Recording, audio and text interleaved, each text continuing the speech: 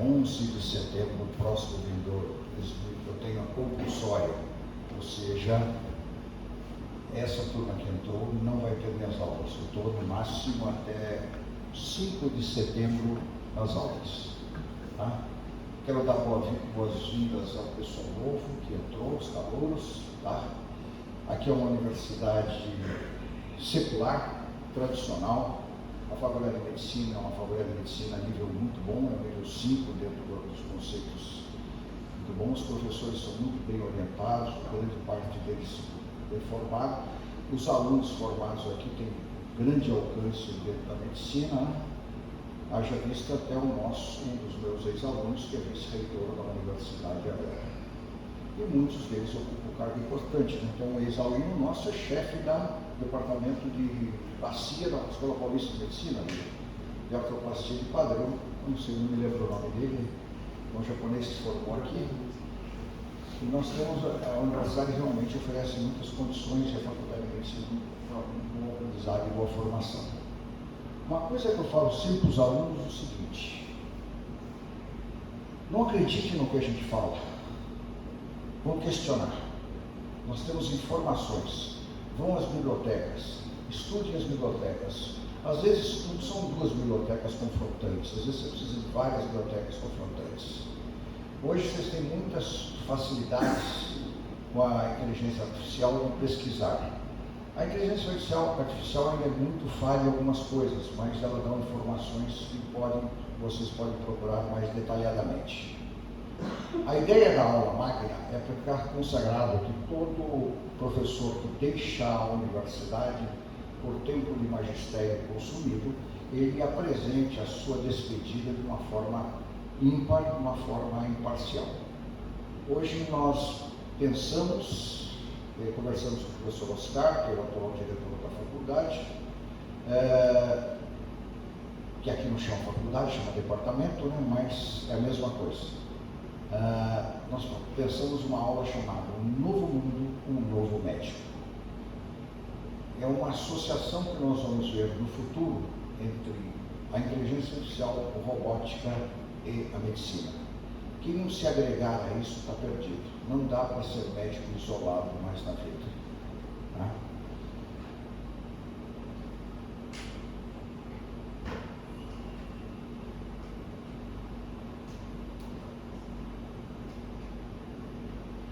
Antigamente, a gente falava que tudo que era rápido vinha a cavalo, vinha rapidamente. Tudo que era rapidíssimo vinha a cavalo, vinha muito rápido, não, era uma bota de 7 léguas. E a medicina realmente, ela é ímpar nisso, ela caminha em passos muito largos em relação às outras especialidades, outras matérias que nós temos no nosso universo. Porque existem vários fatores que levam a essa criação de rapidez, de formação de startup que existe dentro da medicina.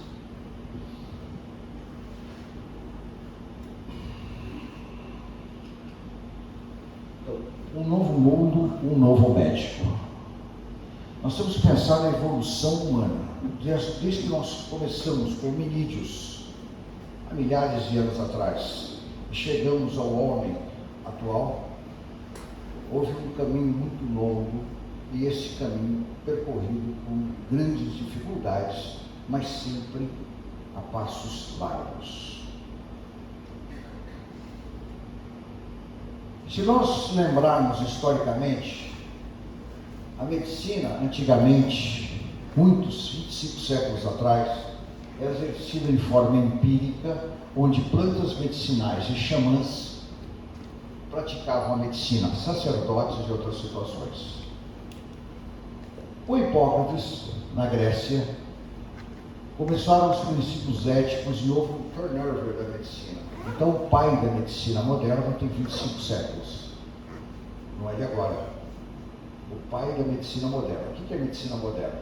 É a medicina retirada dos xamãs, retirada dos sacerdotes. A medicina greco-romana trouxe a base teórica para a medicina, uma abordagem hipocratiana para observação e registro de sintomas. E despontou, além de Hipócrates, que é esse nosso fundador, Galeno, com os avanços da anatomia e fisiologia. Então, o princípio mesmo de tudo foi a medicina greco-romana. Posteriormente, na Idade Média, as crenças religiosas e falta de estudos sistemáticos levou à procrastinação da medicina. Então a medicina ficou parada no tempo. Estavam mais importantes discutindo sobre os assuntos de sacrificação de não cristãos e outras situações do que valorização da experiência médica, da ciência. No Renascimento, século XVII e XVIII, redescoberta dos textos antigos de Hipócrates e Galeno, o início dos estudos anatômicos e a dissecção de cadáver, e as contribuições anatomoclínicas do belga Vesalius. Vesalius, um belga, foi o primeiro grande anatomista da história a descrever o corpo como um todo.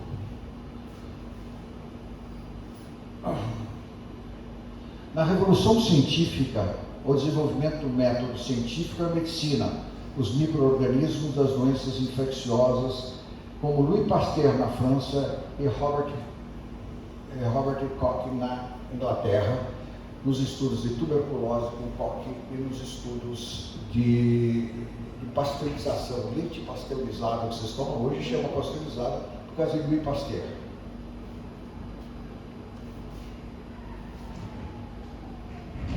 Na medicina moderna já temos a tecnologia médica com raio-x, que foi descoberto por Madame Curie na França,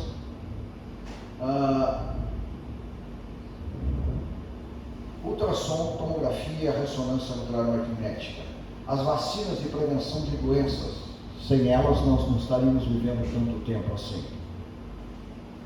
A genética e a terapia gênica. E na modernidade, atualidade, na contemporânea, a genética e as informações de tratamentos científicos, a cirurgia minimamente invasiva, endoscópica, robótica e o diagnóstico e tratamento mais afinado com indivíduos e não como um todo. Cada indivíduo merece um tratamento diferente. Cada paciente é diferente do outro. Nenhum paciente é igual. Por mais que a gente tente achar que os pacientes são iguais. Então, diretrizes, guidelines e outras situações, elas servem para nos orientar, mas não servem para resolver todos os problemas. Mas não se esqueça, nós temos que saber os guidelines. Então nós temos que pensar o passado para compreender o presente e idealizar o futuro. Heródoto já dizia isso 485 anos antes de Cristo. Ele já dizia isso daí. Então quem não pensa o passado não pode viver o presente e não pode idealizar o futuro. Então hoje nós estamos tentando aqui idealizar o nosso futuro. Um novo mundo, um novo médico. O que é a nova medicina? Quais os desafios e oportunidades da nova medicina para os médicos? Como se preparar para a nova medicina? Então o médico vai ser um super-homem? Não, muito pelo contrário. Tá? Não vai ser isso daí mais, nem uma super-girl. Ele não vai ser mais isso. Tá? Ele tem que fazer uma associação com as novas tecnologias.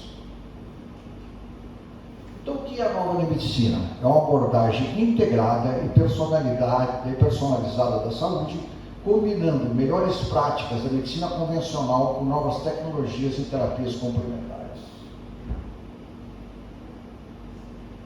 Busca entender o indivíduo como um todo nos aspectos físicos, emocionais, mentais, sociais e ambientais.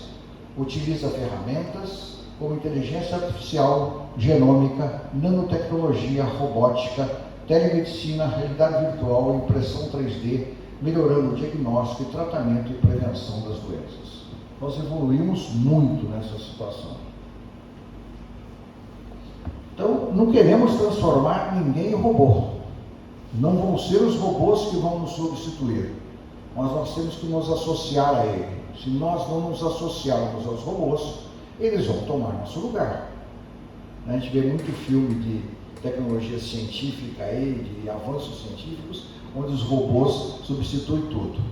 Hoje você vê, por exemplo, a urologia usando para câncer de próstata a cirurgia robótica, mas não é bem robótica. Na verdade, o médico fica controlando o robô. Tá? Quais os desafios da nova medicina para os médicos? Exige atualização constante, conhecimentos e habilidades diante de rápidas mudanças e inovações na saúde. Demanda maior capacidade de lidar com a complexidade e incerteza dos casos por múltiplos fatores e variáveis. E requer maior interação e colaboração com profissionais da saúde de diferentes especialidades e áreas de conhecimento. Nós não somos seres isolados. Aquele médico de família isolado que nos visitava em casa, visitava os avós de vocês, nos visitava também, não existe mais esse tipo de médico de família que ele vai lá, que entende de tudo. Não existe mais isso.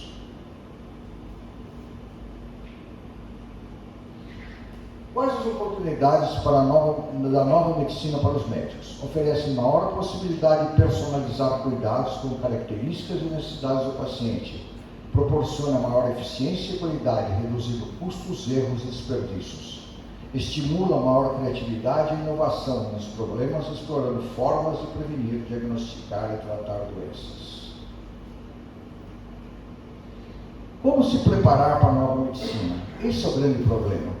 Desenvolver algumas competências essenciais: pensamento crítico e analítico, comunicação efetiva e empática, trabalho em equipe e liderança, aprendizagem contínua e autônoma, ética e responsabilidade social. O que é o pensamento crítico e analítico? É a capacidade de avaliar as informações de forma racional, lógica e objetiva, buscando evidências, argumentos e soluções para os problemas. Permite identificar as causas e as consequências dos problemas de saúde, comparar e contrastar diferentes fontes de informação, selecionar as melhores opções de diagnóstico e tratamento e avaliar os resultados do impacto das intervenções. Fico pensando aqui, o que os recém-entrantes na faculdade de medicina estão pensando tudo isso? Tem que aprender tudo isso? Tem, e muito mais. Mas não desistam. A comunicação efetiva e empática, capacidade de transmitir e receber mensagens claramente precisa e respeitosa, considerando os sentimentos, opiniões, necessidades e interlocutores. É importante, pois permite estabelecer relação de confiança e colaboração com pacientes e familiares, explicar diagnósticos, tratamentos e recomendações compreensíveis e adequadas, escutar e compreender dúvidas, preocupações e expectativas dos pacientes e familiares, expressar apoio, compaixão e empatia para os pacientes e familiares. Isso não quer dizer que você tem que ser amigo do paciente. Você tem que ser um médico do paciente. Tá? Vamos comparar o médico como se fosse um padre, como fosse o rabino, como fosse o sheik, como fosse o pastor. Você vai lá expressar suas preocupações, ele vai junto com você tentar dirimir as suas dúvidas e você procurar o seu caminho. Então o médico hoje não decide tudo. Ele deixa o paciente decidir, mas com interação precisa dele nos assuntos. O que é o trabalho em equipe e liderança? É a capacidade de cooperar e coordenar com os outros profissionais de saúde de diferentes especialidades e áreas de conhecimento para alcançar objetivos comuns. Então, permite compartilhar informações, experiências e recursos, integrar diferentes perspectivas e abordagens, resolver conflitos e tomar decisões conjuntas, motivar, inspirar e orientar os membros da equipe. Lembre-se, líder da equipe médica é o médico. Ele não é melhor que ninguém, mas é o líder da equipe. Só ele pode fazer serviços médicos. Serviço de fisioterapia é uma coisa, serviço de terapia ocupacional é outra, serviço de psicologia é outra, de odontologia é outra, mas a coordenação do tratamento médico tem que ser médico. A aprendizagem contínua e autônoma é a capacidade de buscar, selecionar, organizar e aplicar novos conhecimentos e habilidades de forma independente e proativa ao longo da vida profissional. Você não pode se acomodar, você tem que ser proativo. Permite atualizar sobre as novas tecnologias e as terapias complementares, adaptar-se às mudanças e inovações na área de saúde, melhorar o desempenho e a qualidade dos serviços de saúde, desenvolver novas competências e áreas de atuação. Então, não é simples ser médico.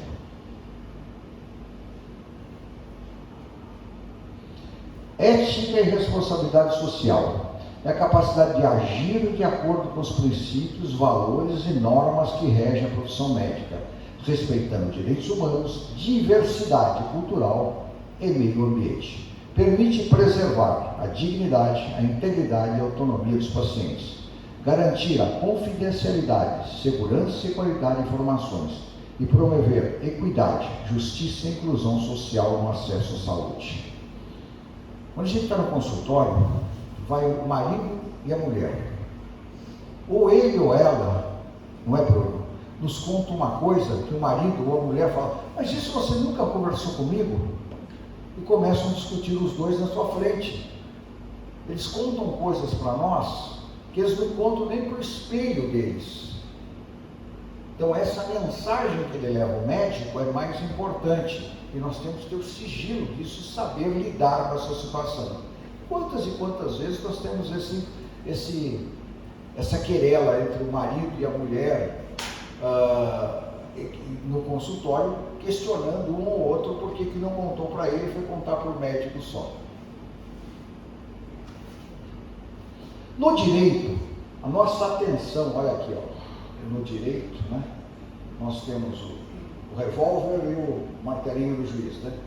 No direito penal, no homicídio, lesão corporal, estupro, tortura. No direito civil, nos conflitos de interesses privados, com indenizações, danos morais ou materiais. Auxilia na comprovação de capacidade física ou mental, paternidade e maternidade. No trabalho, as relações entre empregados e empregadores. Auxilia na avaliação da capacidade laboral, no nexo causal entre o trabalho e doença. No administrativo, fiscaliza a atuação de órgãos públicos e dos servidores públicos. E auxilia na verificação de lesões corporais ou mortes causadas por agentes públicos. Nós estamos com um assunto desse agora, né? Lá no Guarujá. Mataram um policial militar e a polícia militar mataram, acho que é 14, de um grupo lá. Então nós estamos com esse problema agora. Então, o que vai dizer? Ontem eu vi, estava vendo uma entrevista, que alguém falou que um dos mortos estava cheio de marcas de cigarro porque ele foi torturado antes. Tá bom, o ML vai dizer se isso é verdade ou não. Quem que faz o ML? Médico. Então o médico vai dizer. No século XXI e a ética médica. Agora eu vou fazer uma rápida passagem, vou fazer uma passagem pelas aulas que eu ministrei nos últimos anos na universidade. Tá? Eu ocupo na universidade 2 disciplinas, na verdade 3, ética médica, medicina legal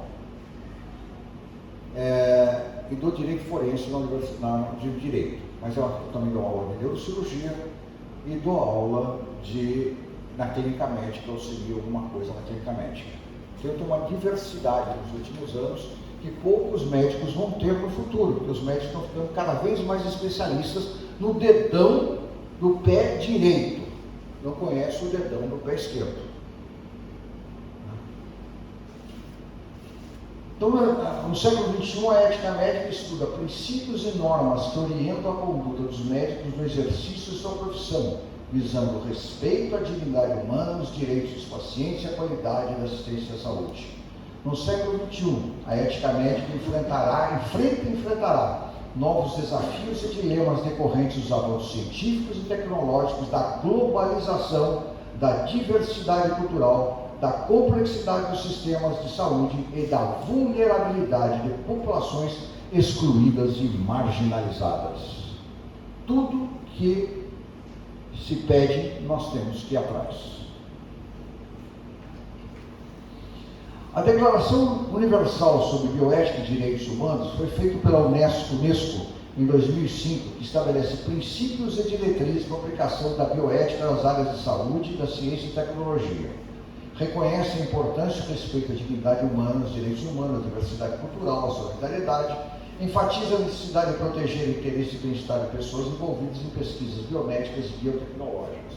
Então, nós temos uma área de influência muito grande e, nesta pandemia do Covid, ficou provado isso. O que nós sabemos da pandemia do Covid? Por enquanto, nada. Só sabemos que morreu gente, sabemos que foi criada vacina e sabemos que tem complicações, tanto do Covid como das vacinas. Agora, não sabemos ainda nada. Daqui a 15 anos, talvez a gente saiba alguma coisa. O Código de Ética Médica brasileiro, que todo médico tem que seguir, é um conjunto de normas que regulamentam o exercício da medicina no Brasil sob supervisão do Conselho Federal de Medicina e Conselhos Regionais de Medicina. Vigora desde 2010 o último, após revisão e participação de segmentos da sociedade civil e médica. Segue modelo principialista norte-americano com referencial ético, baseado nos princípios da rosa dos ventos da ética médica, autonomia do paciente, beneficência para esse paciente, não maleficência com esse paciente e justiça. Talvez essa é a rosa dos ventos da ética. Isso que nós não podemos escapar. Quais os limites e desafios da ética médica no século XXI?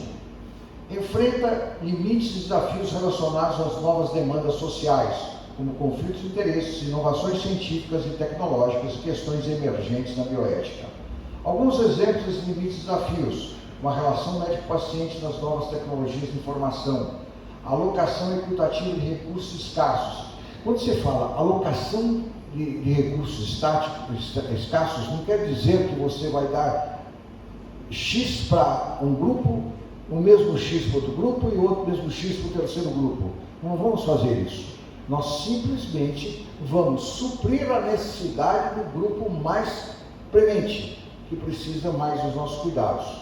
Se sobrar para os outros, nós vamos, mas primeiro quem está precisando, como foi a alocação de recursos na pandemia. A alocação de recursos foi toda para o Covid. O resto ficou em segundo plano.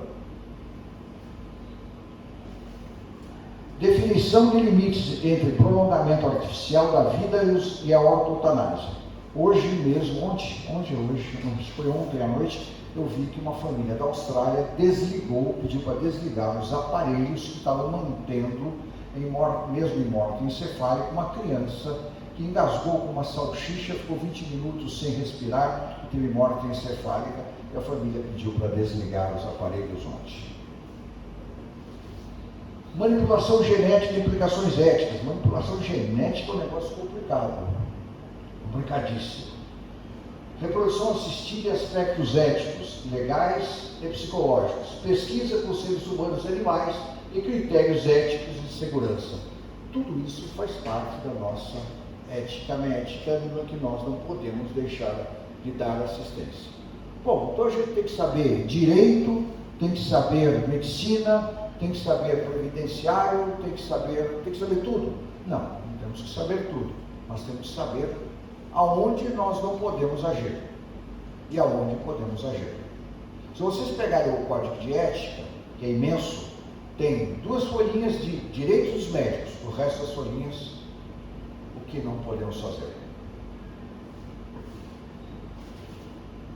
Nenhuma profissão é mais fiscalizada que a medicina.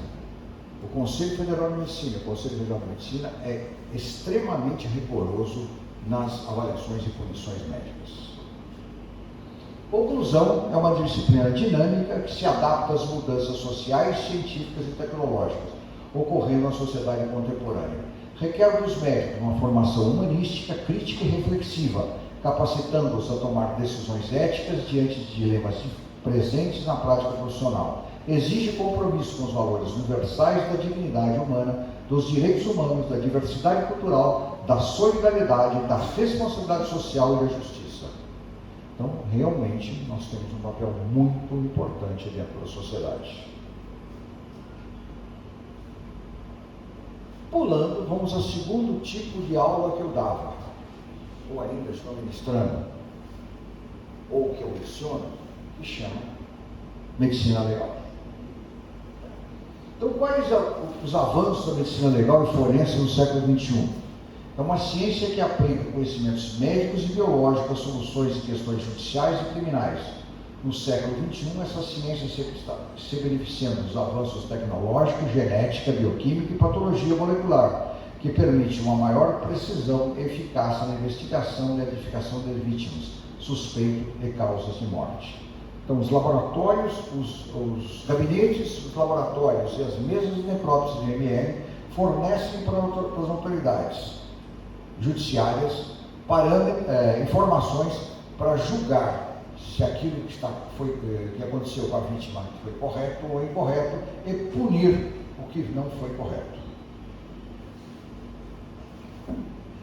A medicina racional. Então, a medicina legal é uma medicina racional. A característica da medicina que se baseia em princípios científicos e em evidências empíricas para o diagnóstico e tratamento das doenças.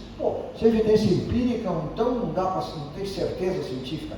Em medicina não existe certeza científica nem convicção.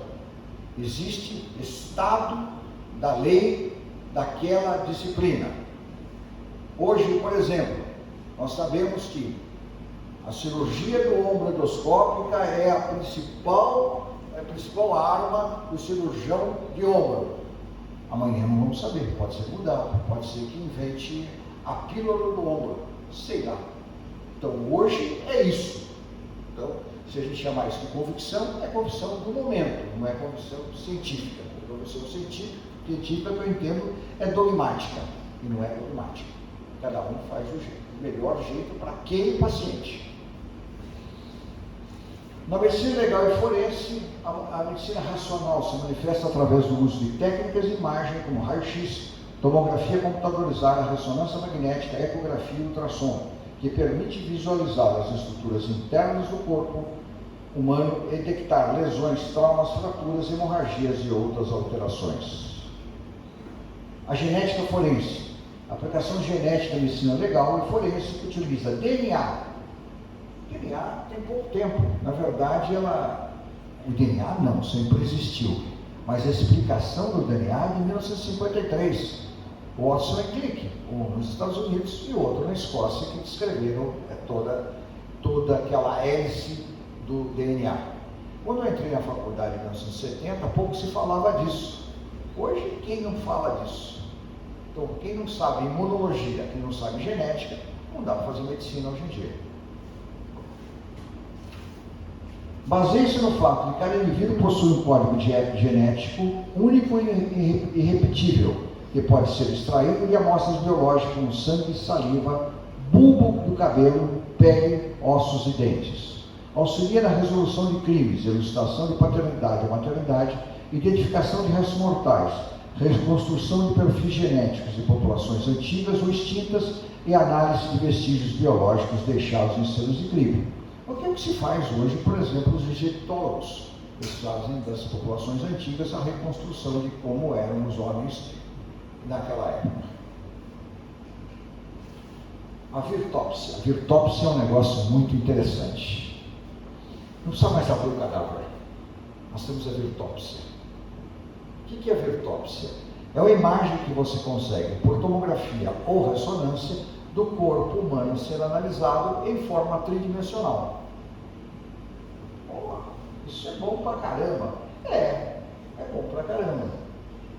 Mas essa técnica radiológica forense, que utiliza imagens 3D no corpo humano, utiliza através de tomografia computadorizada, análise detalhada, não invasiva do cadáver, contribui para a determinação da causa mortis, mas não é absolutamente certa. Ajuda muito, mas não é absolutamente certa. Vão aprender também durante a formação médica que exame complementar não faz diagnóstico. Quem faz diagnóstico é a clínica médica, é o exame do paciente, é a história do paciente que vai chegar à conclusão. Os exames complementares e suplementares, que a gente chama de propedêutica armada, vão auxiliar no diagnóstico, mas não vão fazer o diagnóstico. Eu vejo muito médico pedir exame, né? Olha o laudo e fala, você não tem nada, você não tem, mas nem olha a imagem. Não pode. Vocês que fazem o diagnóstico. Conclusão, é uma ciência constante evolução, acompanha avanços tecnológicos científicos do século XXI, novas técnicas e métodos permitem maior precisão, e uma ciência multidisciplinar que requer conhecimento e colaboração de profissionais de diversas áreas, médicas, biológicas, física, química, informática e de engenharia. Passando isso, eu tive a oportunidade de retornar a uma coisa que é a senhora das especialidades médicas, que chama-se clínica médica. Quem não sabe clínica médica, não faça medicina. Antigamente ele falava, quem não sabe clínica médica vai fazer ortopedia, daí o mundo ficava bravo, né? Não é assim. Tem que saber clínica médica, até o ortopedista. Tá? Mas é diferente, a visão, quem sabe clínica tem uma visão muito mais detalhada dessas coisas. Óbvio que quando você é especialista, a sua demanda vai mais para a especialidade. Mas se você não tiver uma ideia basal, você não consegue chegar a essa conclusão. É como um advogado que só faz crime e não sabe nada das outras especialidades de advocacia. Não adianta, ele tem que saber alguma coisa de tudo. Mas a especialidade dele é aquela. Na clínica médica, nós falamos dos tratamentos modernos para prevenir e tratar complicações cardíacas após AVC, na prevenção de complicações cardíacas, no monitoramento frequente da pressão arterial, no uso de medicamentos antiplaquetários, de terapia anticoagulante, no tratamento eficaz de fatores de risco modificados, como controle de diabetes, colesterol e estilo de vida saudável, na implantação de dispositivos médicos, como oclusões e defeitos do septo atrial, em casos selecionados, na reabilitação cardíaca após AVC, nas intervenções percutâneas e na cirurgia cardíaca. Nós damos uma pincelada no 6º período sobre isso.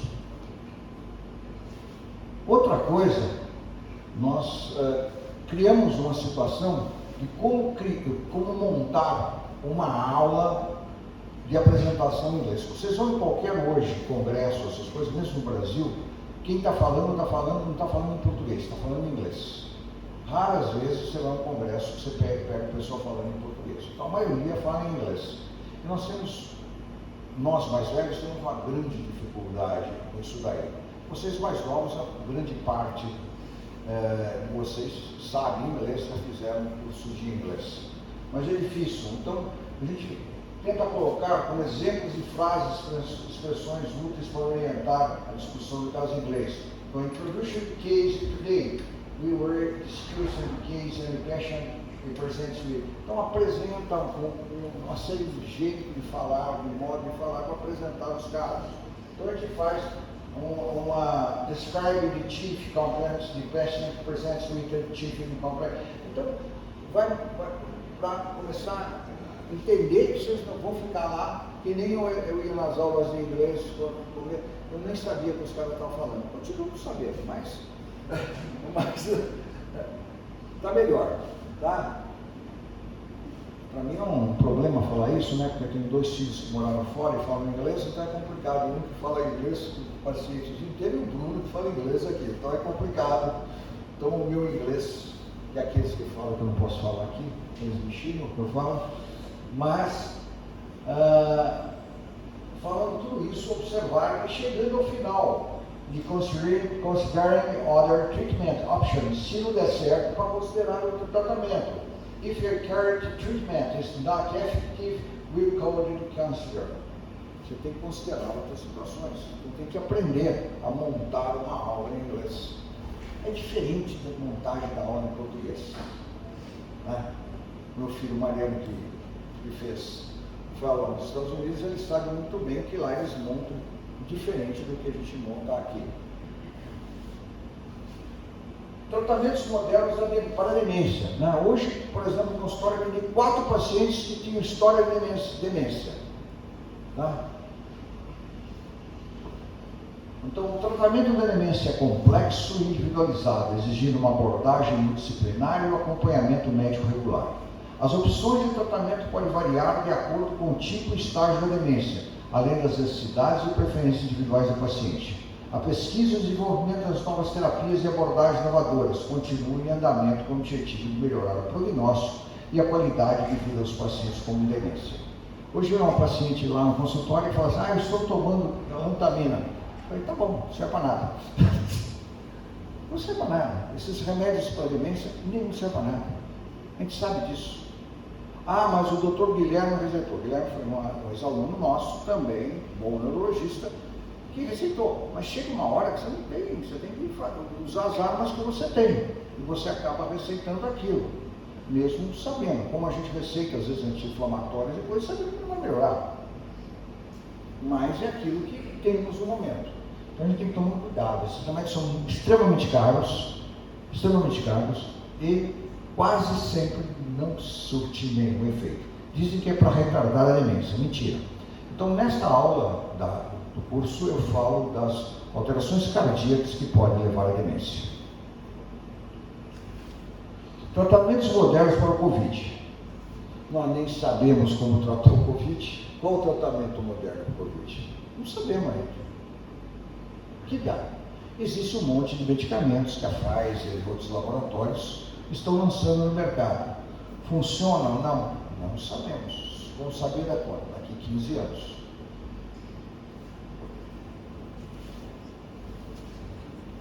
Complicações neurológicas do Covid. Aí sim, tem uma aula que eu falo só complicações disso. Acidente vascular cerebral, AVC, encefalite, neuropatias periféricas, síndrome de Guillain-Barré, encefalopatia, manifestações neuropsiquiátricas. Outra coisa que vocês vão entender, apesar de ser minha área de formação, que a neurologia é a ciência dos diagnósticos brilhantes e dos prognósticos obscuros. Cada vez esse prognóstico está clareando mais, mas ainda as doenças neurológicas são muito obscuras para tratamento. Tratamentos modernos para síncope. Na faculdade eu tive uma aula de síncope na vida. Eu não sabia que era síncope até estudar.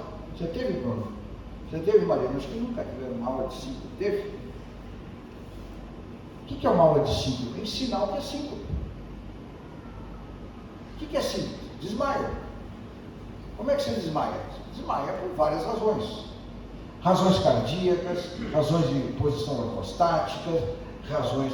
Você tem síncopes mediadas neuralmente, você tem síncopes cardíacas, você tem síncopes de posição ortostáticas. Então, merece uma aula isso, não merece? Merece uma aula. Então, identificação e tratamento da causa subjacente, opções farmacológicas, implantes dispositivos, modificações de estilo de vida e terapia da estimulação nervosa, que está se usando hoje. A neurocirurgia. A minha formação, eu sou neurocirurgião, a residência é neurocirurgia, sou titular da Sociedade Brasileira de Neurocirurgia. Então, é a minha pedra angular, assim como medicina legal. Fui 30 anos médico legista, então a minha pedra angular também é medicina legal. Então, a neurocirurgia do século XXI se beneficia dos avanços tecnológicos, científicos e educacionais que ocorreram nas últimas décadas, como métodos de diagnóstico por imagem, bases moleculares genéticas celulares das doenças neurológicas, integração com outras especialidades médicas e áreas de conhecimento. A neurocirurgia é uma especialidade médica que se dedica ao diagnóstico e tratamento de doenças e lesões que afetam o sistema nervoso central e periférico de forma cirúrgica, que é diferente da forma neurológica. Quem trata AVC isquêmico é o neurologista. Na verdade, nem é o neurologista, é o clínico, porque o AVC já está instalado. Quem trata tumor cerebral é o neurocirurgião. Hoje mesmo, acho que o Mariano operou um tumor lá em... Então, foi o que? O melanoma? Cancelou. Cancelou? Putz, o problema é fogo.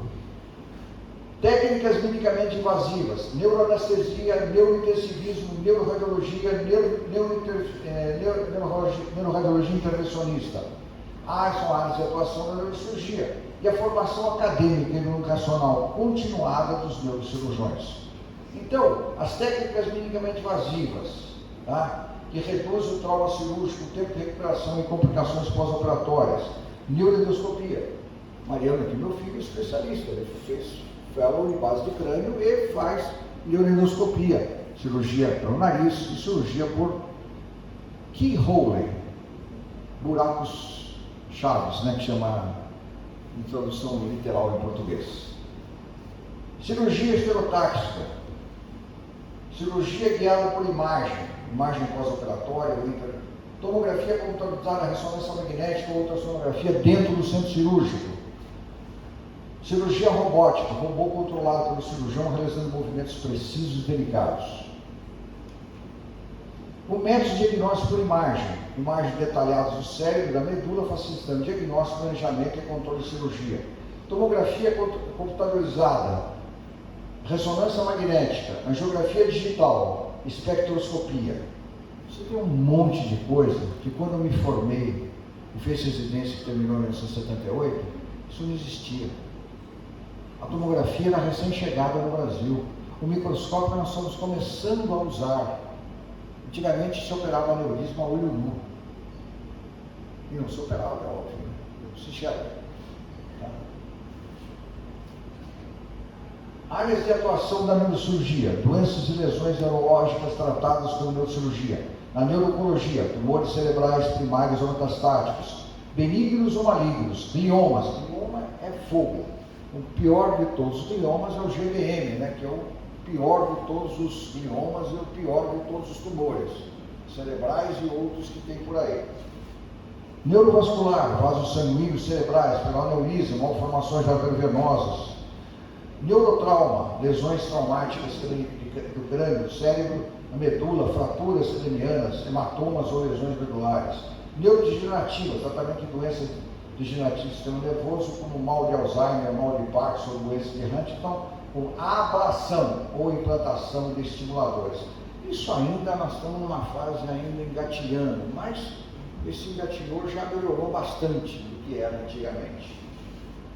E a neurocirurgia funcional, essa sim, doenças funcionais do sistema nervoso, como dores crônicas, distonias, tremores, epilepsias, ou doenças psiquiátricas, como ablação ou neuroestimuladores.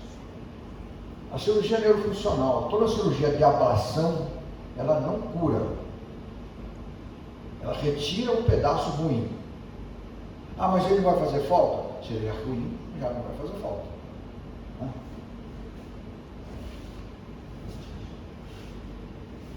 Conclusão, é uma especialidade dinâmica, desafiadora, promissora, que visa oferecer aos pacientes tratamento de qualidade com evidências científicas e princípios éticos, beneficiando os avanços tecnológicos, científicos e educacionais das últimas décadas.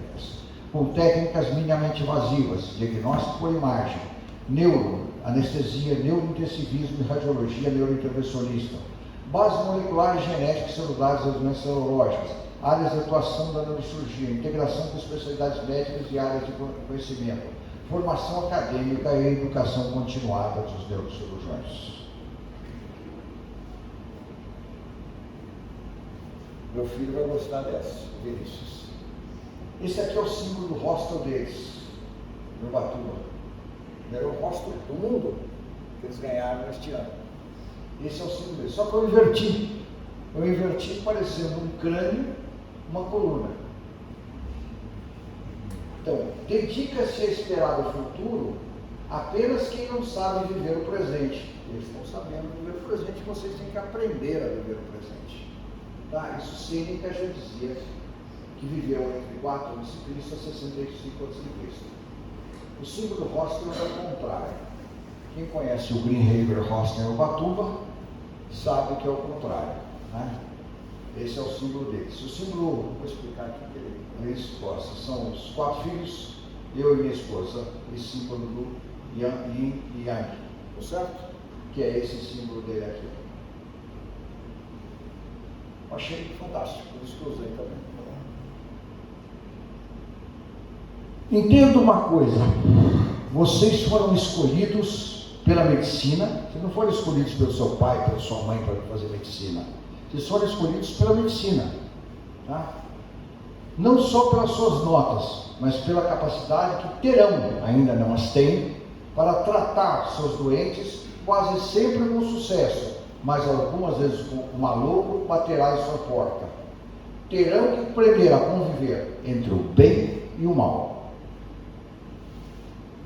Nada é perfeito em medicina.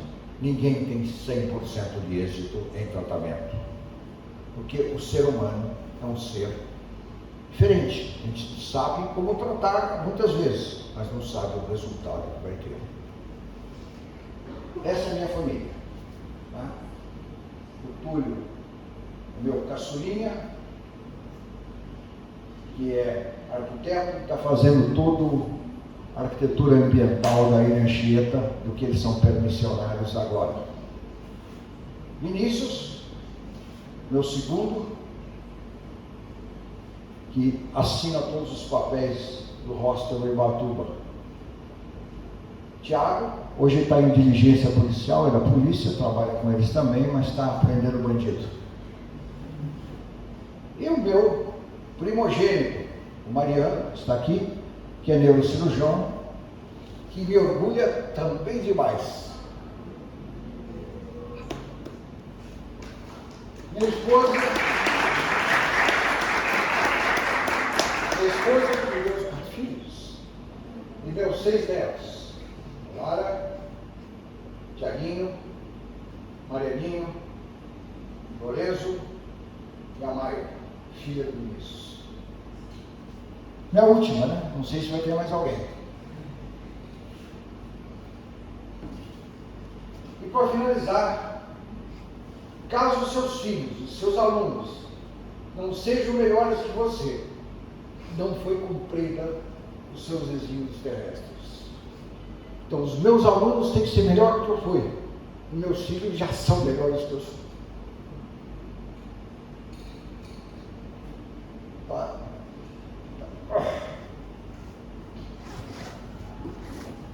Eu sou muito frio para esse trabalho, é complicado. Essa minha despedida da universidade é complexa. Eu estou aqui desde 1970. Fiz faculdade, residência e dou aula há 42 anos aqui. Então, realmente sejam bem-vindos, aproveite a universidade. E não esqueça uma coisa, isso não existe ainda. Os americanos chamam isso de alma mater. A alma mater é a universidade que você se forma, que te cria, que te nutre. Façam dessa universidade a sua alma mater. Obrigado.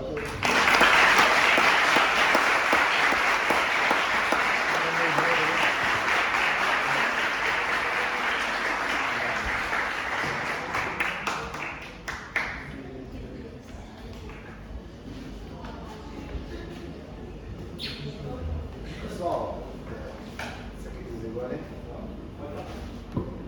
a gente trouxe aqui um presentinho para o nosso pai. Emoção.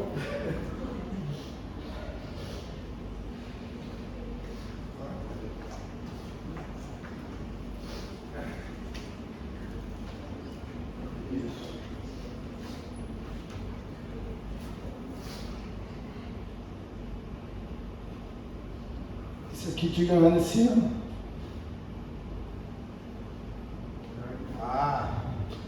E é o prêmio Você de... me trouxe um presente e é que eles ganharam. É de Purity Champion Winner 2023. É o prêmio de melhor hostel do mundo que te ganhando esse ano. Eles ganharam esse ano. Lá em Batuba.